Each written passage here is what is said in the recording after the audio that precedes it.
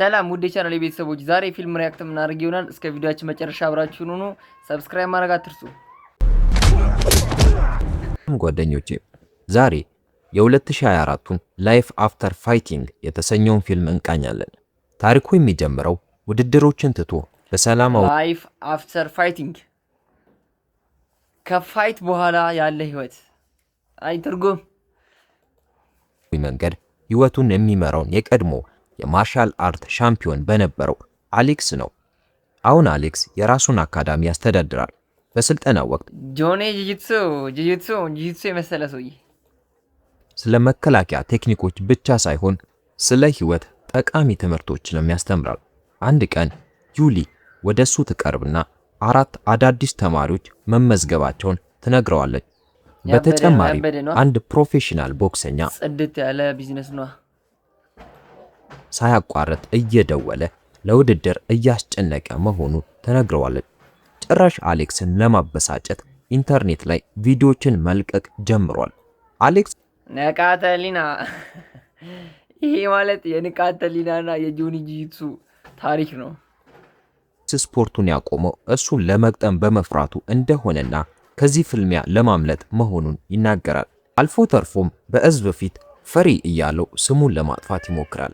ዩሊ ከነዚህ ቪዲዮዎች ለአንዱ በሙያዊ መንገድ ምላሽ የሰጠች ቢሆንም አንድ ሴዶ ነው። አሁን ደግሞ እዚህ ጋር ፈሪ የሚባለው ሴዶ ስለሆነ ሴዶ እየተባለ ስለሆነ ኤኒዌይስ ይህን እየገለጹ ነው ማለት ነው። በቅኔም ቢሆን ሰው ይህን ጥጋበኛ ልኩን ቢያሳየው ደስ እንደሚላት ትናገራለች። አሌክስ በበኩሉ ጎሜዝ የተለየ ተቀናቃኝ መሆኑንና አሌክስ ከትልልቅ ውድድሮች ከራቀ ዓመታት ስለተቆጠረ ማሸነፍ በጣም ከባድ እንደሚሆንበት ያስታውሳል። በዚያ ቅጽበት ጥሩ ነው፣ እንደዚህ አቀምን ማወቅ ጥሩ።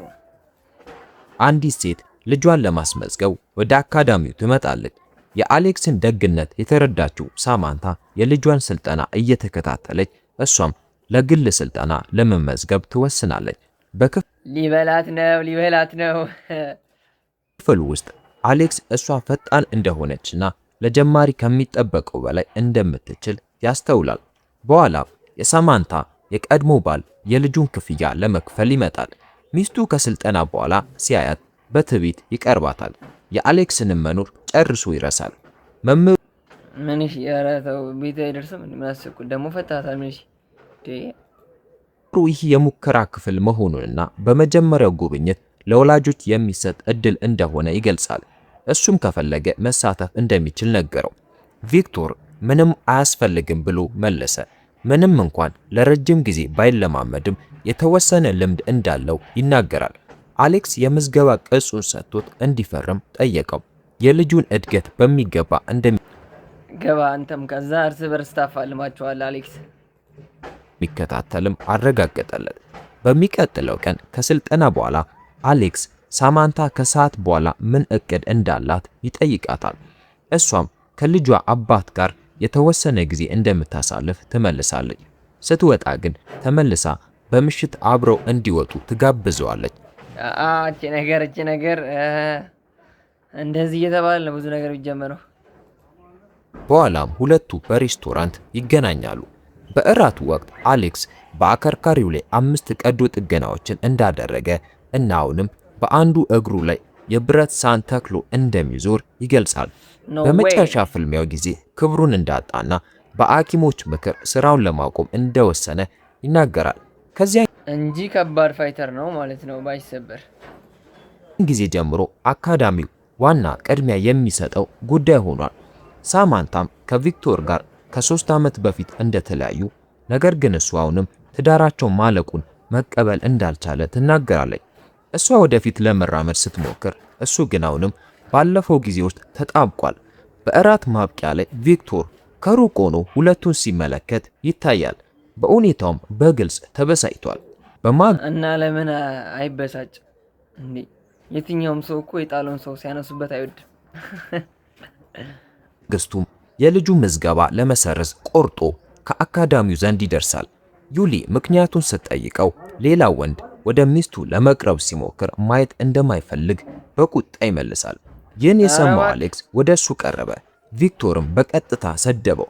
ሁኔታውን ለመፍታት መምህሩ ጉዳዩን በውጭ እንዲጨርሱ ሐሳብ ያቀርባል።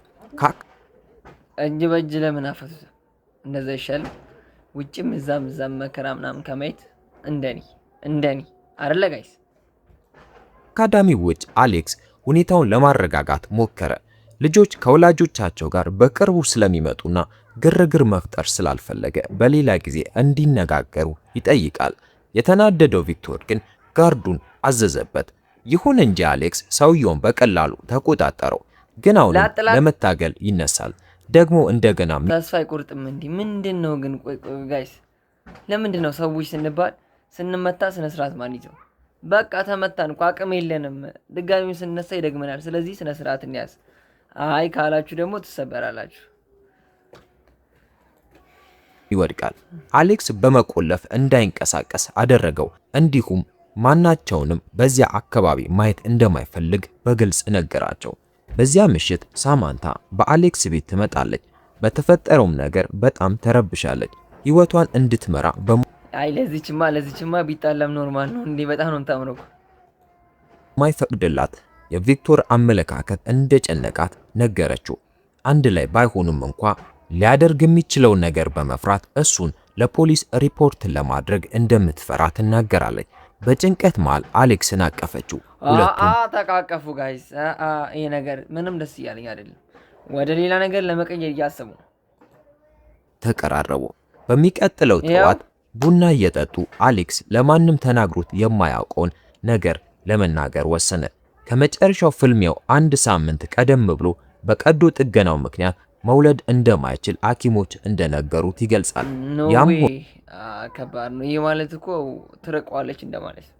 መውለድ ካልቻለ አብዛኛው ሴቶች ይርቀዋል። ይህ ሪያሊቲ ነው ሆኖ ለመፋለም ወስኖ ነበር። ነገር ግን አእምሮ ሰላም አልነበረው።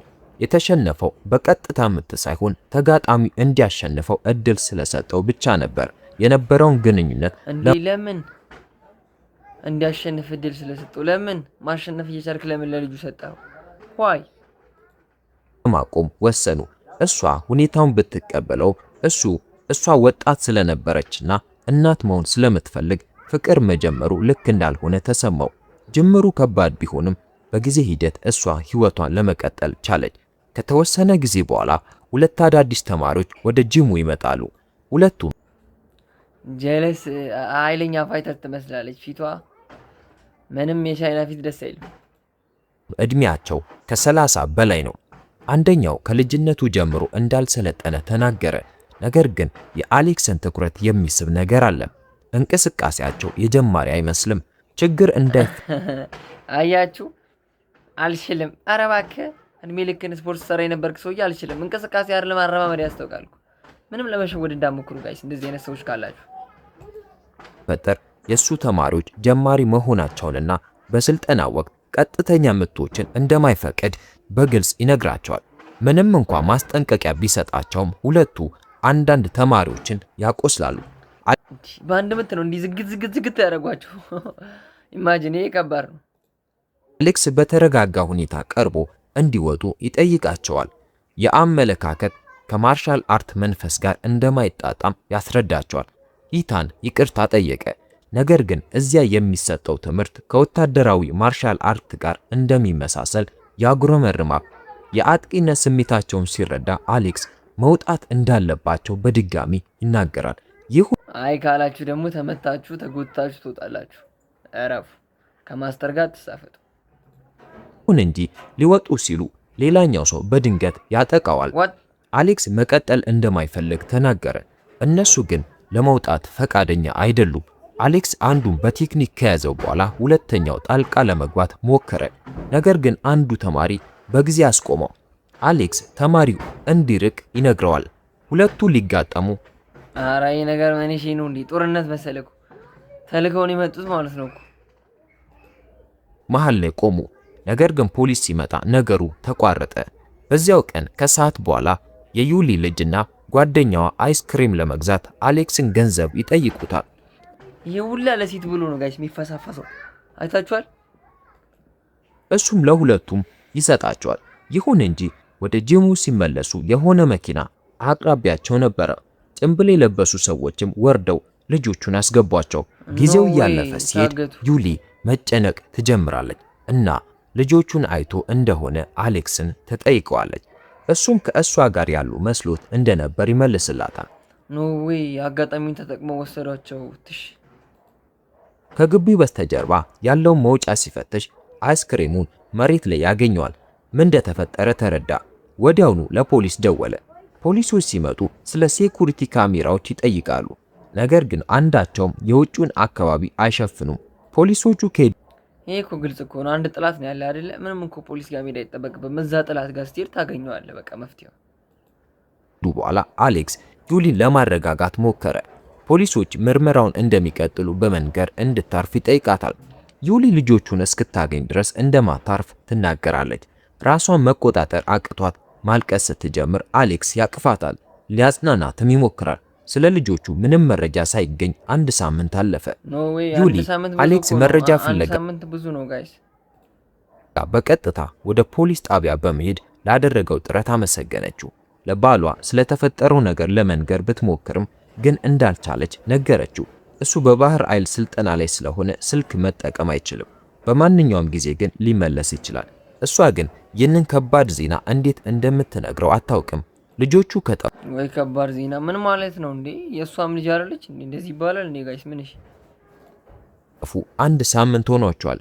ዩሊ በኢንተርኔት ላይ የታፈኑ ልጆች ብዙ ጊዜ በመጀመሪያዎቹ ጥቂት ሰዓታት ወይም በጥቂት ቀናት ውስጥ ህይወታቸው እንደሚያልፍ ማንበቧን ትናገራለች። አሌክስ እንዲህ አይነቱን ሐሳብ እንዳታስብ ያቋርጣታል። እንደሚያገኛቸውን በልበ ሙሉነት ይነግራታል። ያም ሆኖ ዩሊ አንድ ሙሉ ሳምንት ማለፉን ታስታውሰዋለች። አሌክስም ሊያጽናናት የሚችል ቃል ያጣል። ሁኔታውን መቋቋም አቅቷት ለመውጣት ትወስናለች። ከተወሰነ ጊዜ በኋላ ሳማንታ ዩሊ በመታጠቢያ ቤት ውስጥ ረጅም ጊዜ እንደቆየች አስተዋለች። በሩን አንኳኩታ ሁሉም ነገር ደህና እንደሆነ ትጠይቃለች። ነገር ግን ኖዌ ተቆምሮባቸው ነው ከውስጥ ምላሽ የለም። ውጥረቱ ጨመረ። አሌክስም ቁልፉን ተጠቅሞ በሩን ለመክፈት ወሰነ። ሲገባ ዩሊ መሬት ላይ ወድቃ ራሷን ስታ በርካታ የጭንቀት ማስታገሻ ኪኒኖች በጎኗ ተበታትነው ያገኛል። ኖዌ እንደዚህ አይነት ነገር መጠቀም አስፈላጊ አይደለም። የበንዲ እንዳለ ልጆቹ አሁንም በህይወት እንዳሉ ይታያል። ዝም እንዲሉ በሚያስገድዳቸው እና በየቀኑ በሚመግባቸው የታጠቀ ሰው ጥበቃ ስር ሆኖ በአንድ ዝግ ቦታ ታስረዋል። በፍርሃት የተዋጠችው ቫዮሌታ ድንገት ድፍረት እንዳንበሳ ግቢ ነው ምን የታገቱት ተባስብና ወላጆቻቸውን ዳግመኛ ማየት እንደሚችሉ ትጠይቃለች። ሰውየው በጠመንጃው በመምታት በኃይል ይመልስላታል። እንዳይናገሩ ማስጠነቀቃቸው። ደግሞ ከጠየቁ በሌሎች ፊት እንደሚተኩስባት በግልጽ ይነግራታል። በሌላ ጊዜ እዚችን ምታክል ህጻን ላይ ነው ተኩሰው ምናምን ብለህ የምትንጠባረረው ከኔ ጋር ነበር ማገናኘት ጠብ አርግቼ ጉድ ነበር ምሰራ። ሳማንታ ልጇን ወደ ቪክቶር ትወስደዋለች። እሱም አሁንም ከአሰልጣኙ ጋር እየተገናኘች እንደሆነ ይጠይቃታል። እሷ ግን ይህ የእሱ ጉዳይ እንዳልሆነ መለሰችለት። ቪክቶር ስለ ልጆቹ መጥፋት እንደሰማ ተናገረ። ይህ ለወላጆች በጣም አስከፊ ነገር እንደሆነና ማንኛውም ሰው ሊጋፈጠው የሚችል የከፋ ሁኔታ መሆኑን ይገልጻል። ኖ ዌይ ስለዚህ ቪክቶር ነው ማለት ነው ያስጠለፋቸው የራሱ ልጅም ጨምሮ። አሁን እየገባኝ ነው። እኔ ከአሌክስ ጋር ላሳየው ባህሪ ይቅርታ ጠየቀ።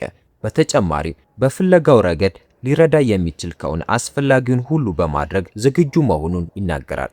እንዲሁም ፖሊስ እስካሁን ያገኘው ፍንጭ እንዳለ ጠየቃት። ሳማንታ ታመሰግነዋለች። ነገር ግን እስካሁን ምንም የተረጋገጠ መረጃ እንደሌለ ትገልጽለታለች። ቪክቶር የራሱ ልጅ ቀጣዩ ሰለባ እንዲሆን እንደማይፈልግና እንዲህ አይነቱን ነገር እንዴት መቋቋም እንደሚችል እንኳን እንደማያውቅ በመግለጽ ጥንቃቄ እንድታደርግ ይነግራታል። ከሁለት ሳምንት በኋላ አሌክስ በትጥቅ ለታገዘ ጥቃት እንዴት ምላሽ መስጠት እንደሚቻል የሚያስተምርበት ክፍለ ጊዜ ካበቃ በኋላ አንድ የሥራ ባልደረባው አዲስ መረጃ ተገኝቷል። ግን ጋይስ አይታችኋል ቪዲዮ ላይ እንዴት አድርጋችሁ መሳሪያ መቀበል እንደምትችሉ በዚህ አጋጣሚ መማር ትችላላችሁ። እኔ እንኳን ይቅርብኝ። ይዞለት ይመጣል። ቪክቶርን መርምሮ በአውስትራሊያ ወታደራዊ ስልጠና እንደሰለጠነ ደርሶበታል። ከሰራዊቱ ከወጣ በኋላ የእግድ ትዕዛዝ ቢኖርበትም ወደ ሮማንያ ተዛውሮ ነበር። አሁንም ቢሆን በይፋዊ ታሪኩ ላይ ምንም የሚያጠራጥር ነገር አልተገኘም። ይህ ቢሆንም ስለ ጠፉት ልጆች እስካሁን ምንም ተጨባጭ ፍንጭ አልተገኘም። ይህ በእንዲህ እንዳለ ዩሊ አሁንም ሆስፒታል ውስጥ ትገኛለች። ሐኪሞች ኖ ወይ ቆይ ጋይስ ዩሊ ማናት? ምንድነው የነገር በጣም እያምታታን ነው። የተፈጠረውን ነገር ራሷን ለማጥፋት እንደተደረገ ሙከራ ቆጥረውባታል። በዚያው ቀን ከሰዓት በኋላ አሌክስ ያልተጠበቀ እንግዳ ነገር ይቀበላል። የአሁኑ ሻምፒዮን ጎሜዝ የጠፉት ልጆች ፖስተር ላይ ከታዩ በኋላ ብቅ ይላል። በዚህ ጊዜ አቀራረቡ የተለየና የተከበረ ነበር። በጅሙ ውስጥ የመለማመድ ጀለስ አውን ይዋጣል ምናምን ስትል የነበረችው አለች። አሁን መጥቶ ምን ይለው ነው ደግሞ ፍላጎት እንዳለውም ያሳያል። ለሁሉም ሰው አስገራሚ በሆነ ሁኔታ ሁሉንም ሕጎች ይከተላል። እንዲሁም እያንዳንዱን እንቅስቃሴ ያለምንም ጥያቄ በተባለው መሰረት ያከናውናል። በልምምድ ጀለስ አእምሮ ገዛች መሰለኝ። መማር ፈልጋዩ እየተማረች ነው። እገጥምሃለሁ ካለች ሰውዬ ማብቂያ ላይ አሌክስን ለብቻው ለማነጋገር ጠራው። እውነተኛ ሻምፒዮን ለመሆን አሌክስን መጋፈጥና ማሸነፍ እንዳለበት ያምናል። አሌክስ ግን የዓለምን ዋንጫ ቀድሞውኑ ስላሸነፈ አሁን መጋጠሙ ትርጉም እንደሌለው ይመልስለታል። አሌክስ ማሸነፍ ብዙም ለውጥ እንደማያመጣ እያወቀ እንኳ ፈተናውን ተቀበለው። ሁለቱም የእጅ ጓንታቸውን አጥልቀው መሃል ላይ ይቆማሉ። ያበደ ደበደብ ለናይ ነው ማለት ጋይስ ለናይ ነው በለው በለው ጀግና በለው በለው ተከርከረ በለው ያኛው ከባድ ነው ጋይስ። ቦክሰኛው ከባድ ነው። አሌክስም ከባድ ብትሆን ያኛው ከባድ ነው። ቁመትም ስላለው እያየለ ነው። በለው በለው ጀግና በለው በለው ወንዳት አጨብጭበናል። አሌክስ ጀግና ጀግና ጀግና። በሚቀጥለው ጠዋት ሳማንታ ቪክቶር ልጇን እንዲያስረክባት ትጠብቃለች። ሳማንታ ደጋግማ ልታገኘው ብትሞክርም መልስ የለም። ከአሌክስ ጋር ቀጠሮ ስለነበራት በዚህ ምክንያት ልትዘገይ እንደምትችል የሚገልጽ መልእክት ትልካለች። ከአንድ ሰዓት በላይ ቢቆይም መልስ ግን የለም። የስልኳ ባትሪ ሊያልቅ ሲል ወደ ቤቱ እንደምትሄድ የሚገልጽ ሌላ መልእክት ለመላክ ትወስናለች። ስትደርስ በሩን ታንኳኳለች፣ ግን ማንም አልመለሰም። በዝምታው ምክንያት ወደ ጋራጁ ለመግባት ወሰነች። ቦታውን እየተመለከተች እያለ በጣም የሚረብሽ ትዕይንት ያጋጥማታል። የቪክቶር ጋርድ አንዲት ሴት ልጅን አቁስሎ ይዟታል። ልክ ኖዌይ አይታችኋል ጋይስ? ሳፈልግም ቢሆን የሆነ ሚስጥር እያየች ነው። እንደ ጎጆ በሚመስል ነገር ውስጥ ያስገባትና ቦታውን ለመደበቅ መግቢያውን በአሮጌ ሳህኖች ይሸፍነዋል። ሳማንታ እዚያ ተደብቃ እንደነበረ አላወቀም። ሳማንታ ተደብቃ የቪክቶርን ጋርድ አይተዋለች ልጆች እንዳገተ። ስለዚህ ነገሩ ኦልሞስት እየተገባደደ ነው ማለት ነው። በፍርሃት የተዋጠችው ሳማንታ ጋራጁን መመርመር ትጀምራለች። የቆሻሻ መጣያ ቦርሳውን ስታንቀሳቅስ ቫዮሌታ በጠፋችበት ቀን ያደረገችውን ጫማ ታገኛለች። ስልኳን ተጠቅማ እርዳታ ለመጠየቅ ሞከረች፣ ነገር ግን ኔትወርክ እንደሌለ። ኧረ ጋይስ ምንድነው ዝንቡ እንዴ? ኧረ ተው ቢያንስ ጽድት ያለ ስቱዲዮ እንድንገነባ ጋይስ ማለት እንድንከራይ ሰብስክራይብ አድርጉ። ለተረዳች ያም ሆኖ ወደፊት ለመሄድ ትወስናለች እና ወደ ተደበቀውና ተሸፍኖ ወደ ነበረው አካባቢ ገባች። ልጆቹ ኬጅ ውስጥ ታስረው ስታገኛቸው ያለችበትን ቦታ ለአሌክስ ለመላክ ትሞክራለች። ነገር ግን በኔትወርክ እጦት መልእክቱ አይላክም።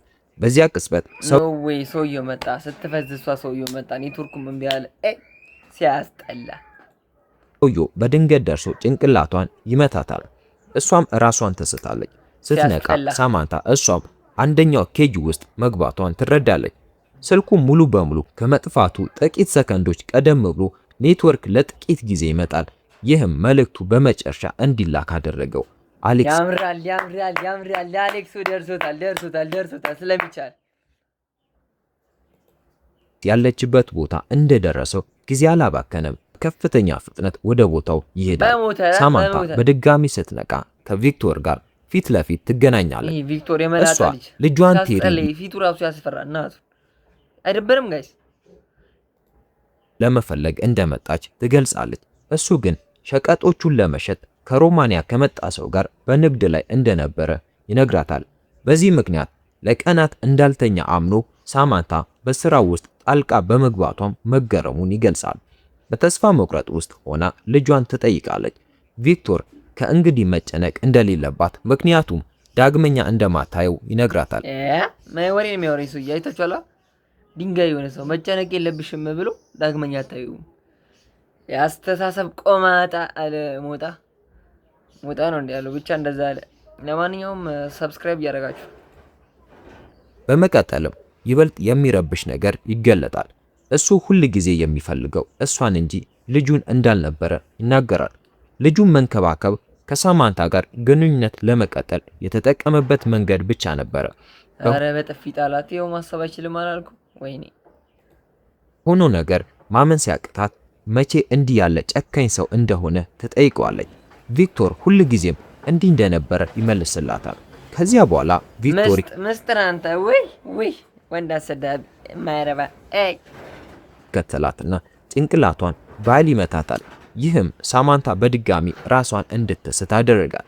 በመቀጠልም ወደ ልጆቹ ቀርቦ ከማንም የራቀና የተገለለ ቦታ ላይ ስለሆኑ የፈለጉትን ያህል ቢጮ ማንም እንደማይሰማቸው ይነግራቸዋል። እሺ ለምን ታስፈራራቸዋል? ልጆቹ ታግተዋል። ምንም የማያውቁት እኮ ልጆች ናቸው። ስለዚህ አታስፈራራቸው እንዴ! ምንድን ነው አቡ? የምር መሰለኝ እኮ ገብቼ ልደባደብ እንዴ? ወይ መለስም ቴሪን እንዲጠራው ጥበቃውን ያዛል። ከልጁ ጋር ሲነጋገር ቪክቶር እናቱ ልትወስደው መታ እንደነበረ ነገር ግን መኪናዋን ጋራጅ ውስጥ ትታ እንደሄደች ይነግረዋል። ከዚያም ረጅም ጉዞ ስለሚሄዱ መዘጋጀት እንዳለበት አስጠነቀቀው።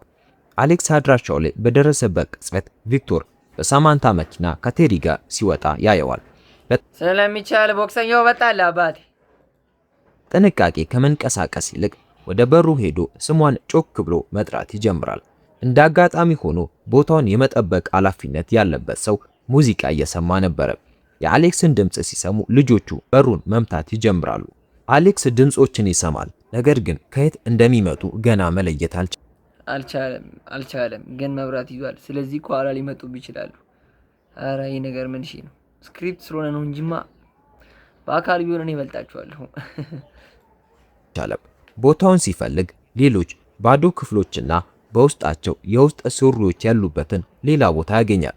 ይህም እዚያ የሚረብሽ ነገር እየተከናወነ መሆኑን ግልጽ ያደርግለታል።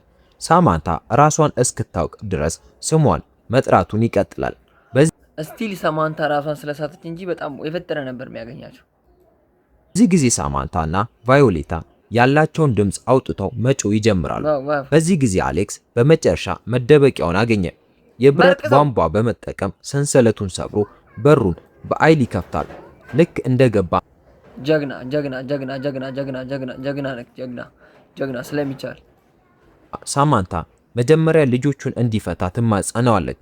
አሌክስ ቧንቧውን በመጠቀም ቁልፎቹን ይሰብራል እና እያንዳንዱን በፍጥነት ይለቃል። በመጨረሻም ሳማንታን ይፈታታል።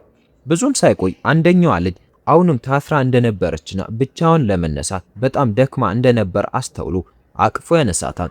ለመውጣት ሲዘጋጁ ጋርዱ እንዳይመጣ ጋይስ፣ አሁን ጋርዱ እንዳይመጣ እንደዚህ ነፈረው። ብዙ ፊልሞች ላይ አይታችሁ ከሆነ ጋርዱ ይመጣል በቃ መጨረሻ ላይ።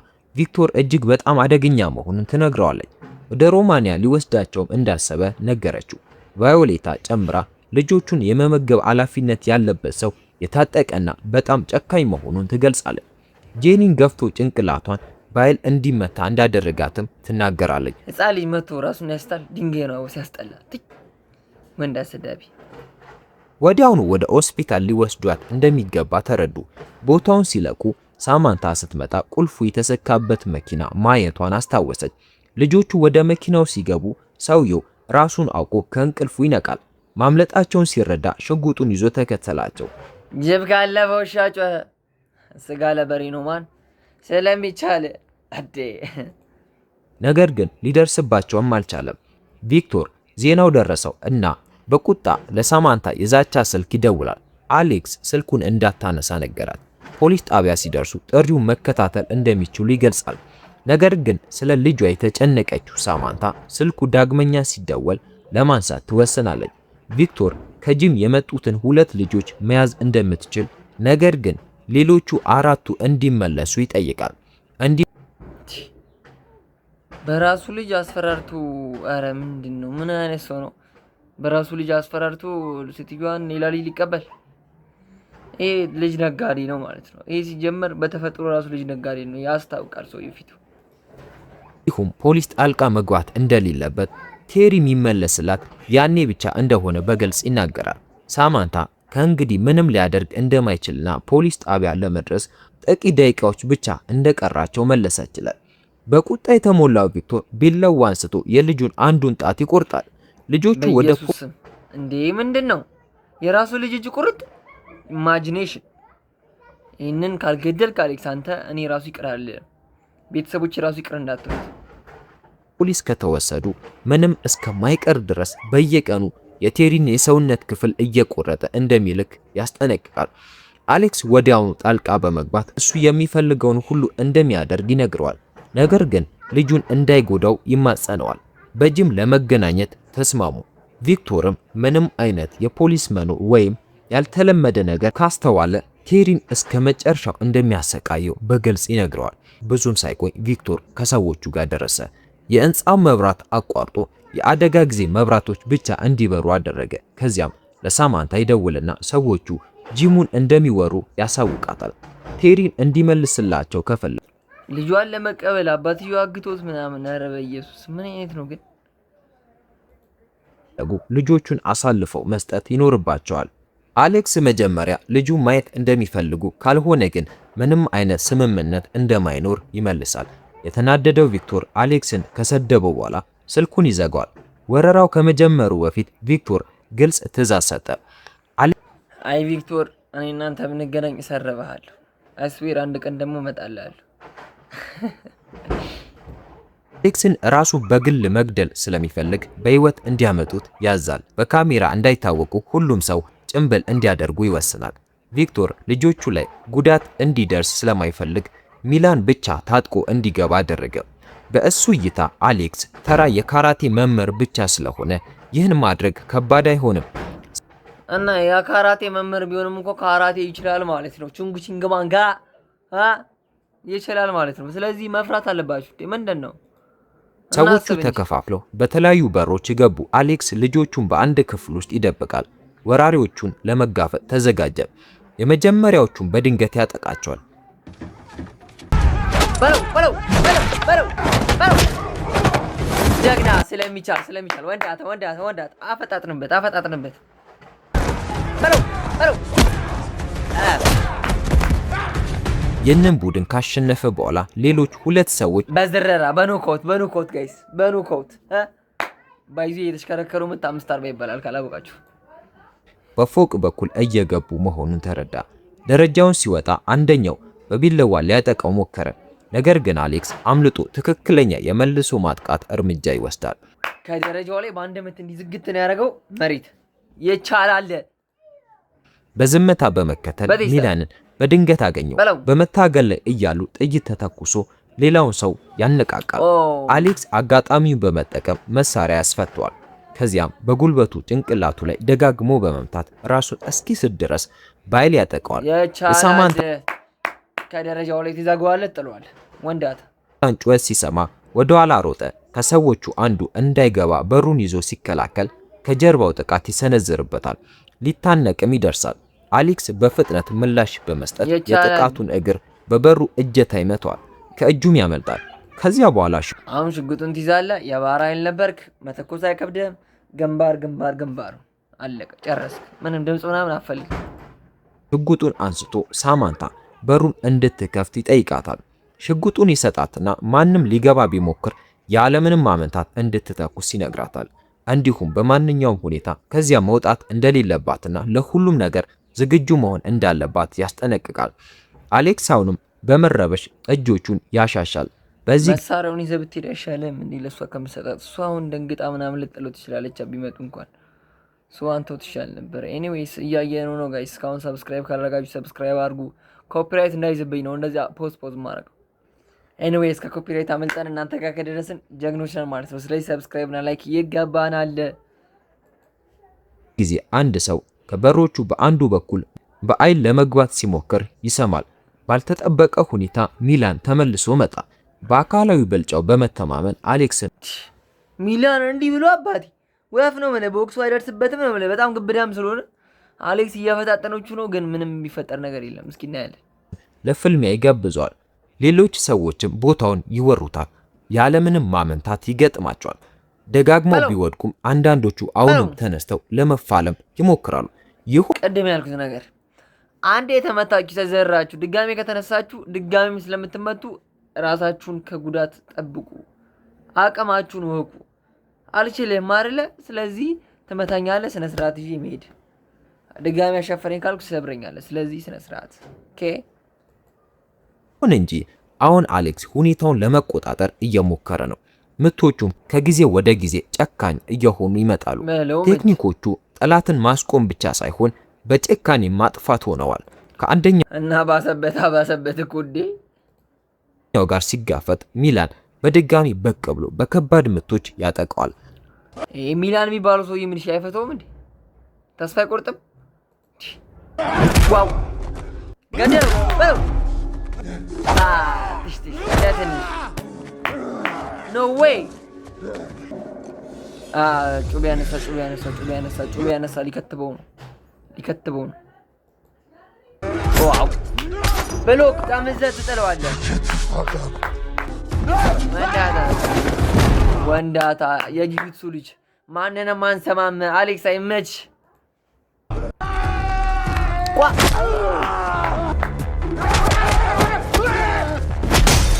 በዚህ መሃል ቪክቶር መዘግየታ ወንዳታ አሌክስ አይመች። እናቴን አኮራኝ ቸውን ሲረዳ ምን እየተከናወነ እንዳለ እንዲያይ ሂታንን ይልከዋል። ሂታን አሌክስን ሲያገኘው ይገዳደራል። ሁለቱም ለመፋለም መሃል ላይ ቆሙ። ሂታን አብዛኞቹን ምቶች ማምለጥ ቻለ። እንዲሁም ክፍተት ባገኘ ቁጥር ይመልሳል። ያም ሆኖ ሂታን የሚባለው ሰውዬ ጋይስ ስፖርት ቤት ውስጥ አልችልም ብሎ ሲሰነዝር የነበረው ሰውዬ ነው። አሌክስ መቋቋሙን ቀጠለ። በመጨረሻም ተከታታይ ምቶችን ያሳርፍበታል። ሂታን ሁኔታውን ለመቀልበስ በአቅራቢያው ያለ መሳሪያ አንስቶ ለጊዜው ብልጫ አገኘ። አሌክስ የቀርካ ዘንግ በመጠቀም ጥቃቱን ተከላከለ። ባልተጠበቀ እንቅስቃሴ ሁለቱም መሳሪያዎቻቸውን ያጣሉ። አሌክስ ግን ፍልሚያውን እንደገና ተቆጣጠረው። ከዚያም አንቆ በመያዝ ፍልሚያውን ጨረሰው። በድንገት ቪክቶር ቴሪን ይዞ ብቅ ይላል። ቪክቶር መጣ። መሳሪያ ይዘው መሳሪያውን ጣሎና እንደ ወንድ ልጅ አውራው። ወንድ ኮንክ አሌክስ ላይ በመደቀን መሬት ላይ እንዲተኛ አዘዘው። ራሱን ተራ የካራቴ መምህር አድርጎ ከሚቆጠር ሰው እንዲህ አይነት ነገር አልጠበቀም። ከዚያም ልጆቹ የት ልጁ አየር ላይ ይበራል፣ ማንንም አይሰማም እንዳሉ ጠየቀው። አሌክስ እዚህ የሉም፣ ወደ ፖሊስ ጣቢያ ተወስዷል ብሎ ይዋሸዋል። ከዚያም ቪክቶር መሳሪያውን ወደ ገዛ ልጁ ይደቅናል። በዚያ ቅጽበት የገዛ ልጁ ላይ መሳሪያ ደቅኖ የሚደራደር ሰው አሬ ከብት ነው። ሳማንታ ሽጉጥ ይዛ ብቅ ትልና እንዲያቆም ታዘዋለች። ልጇን ልትመታ እንደምትችልም በመናገር ያበሳጫታል። ሳማንታ ምንም ማድረግ ቀደም ምን አልኩኝ ጋይስ? ይሄ ምን ሽጉጥ በባሌም ሆነ በሸጎሌ በጉለሌ አርግቶ ይቀበላታል አላልኩም ብያለሁ። አረገው በሳይኮ በለጣት። በቃ ሽጉጡን ታወርዳለች። ምንም ነገር እንዳያደርግ ልታሳምነው ብትሞክርም ቪክቶር ቴሪን እንደሚተኩስበት ያስጠነቅቃል። መቁጠርም ጀመረ። በተስፋ መቁረጥ ስሜት አሌክስና ሳማንታ ጣላት ሲያስጠላ በአንድ ጊዜ ወደፊት ሮጡ። ቪክቶር ተኩሳል። አሌክስን 3 ጊዜ ይመታል። ቪክቶር ከመሞቱ በፊት አይኑን እንዲያየው ነገረው። እንዲሁም ይህ ሁሉ የሆነው በእሱ ምክንያት እንደሆነ እሱ ባይገባበት ኖሮ ምንም እንደማይፈጠር ተናገረ። ያሞ ሲያስጠላ በእናት ሳማንታንም መታት፣ አሌክስንም በጥይት 3 ምናምን። ያው የውጭ ፊልም ስለሆነ አንዱ ይድናል። አሌክስ የመጨረሻ ጥንካሬውን አሰባስቦ መሳሪያውን ያስጥለዋል። ሁለቱ መሳሪያውን ለመቆጣጠር ይታገላሉ። አሌክስ የቪክቶርን ጭንብል ያወልቃል። መሳሪያውንም ወደ ራሱ ወደ ቪክቶር ያዞረዋል።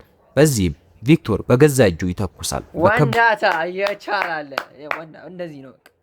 ግን አንተ ደግሞ 3 እየተመታል። ቶሎ ሐኪም ቤት። በቁስልና በደም መፍሰስ ምክንያት አሌክስ መሬት ላይ ይወድቃል። ሁሉም ነገር ያለቀ ሲመስል ሳሙኤል ብቅ አለ። ልጆቹን ወደ ፖሊስ ጣቢያ ሲወስድ መኪናውን አይቶ እንደተከተላቸው ተናገረ። ከ3 ሳምንት በኋላ ሳማንታ የአሌክስን ተሽከርካሪ ወንበር እየገፋች ቴሪ ከጎኗ ሆኖ ይታያሉ። እሱን ዋው ወንዳታ ሳማንታም ድናለች፣ አሌክስም ድኗል። ቴሪም አስመልጠውታል። አባትየውን ራሱ እንዳጠፋ አርግተው ደፍተውታል። በቃ ቀበል የተማሪዎች ወላጆች የደስታ ፕሮግራም አዘጋጅተዋል። ቫዮሌታ ስታየው ወደ እሱ እየሮጠች ትሄድና ታቅፈዋለች።